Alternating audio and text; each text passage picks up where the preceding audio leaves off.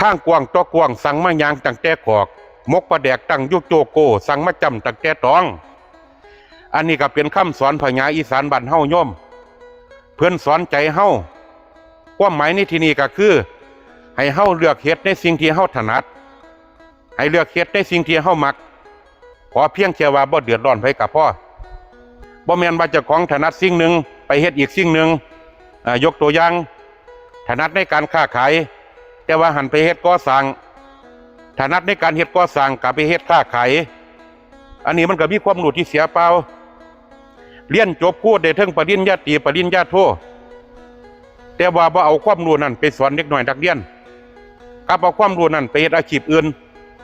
เพิ่นก็จังว่าทางกว้างต่อกว้างนี่ก็คือเส้นทางที่เฮาสามารถเดินได้เฮาน่ะย่างบ่เต็มทางเฮาหันไปย่างยุกขอกทางพุ่นก็คือมกปลาแดกนี่มันกองอยู่โจโก้บ่จำตัวปลาแดกเด้ไปจำขอบใบตองมันสิมีประโยชน์หยังล่ะเอาอันนี้ก็อยากฝากไว้ให้คิดขอเจริญพร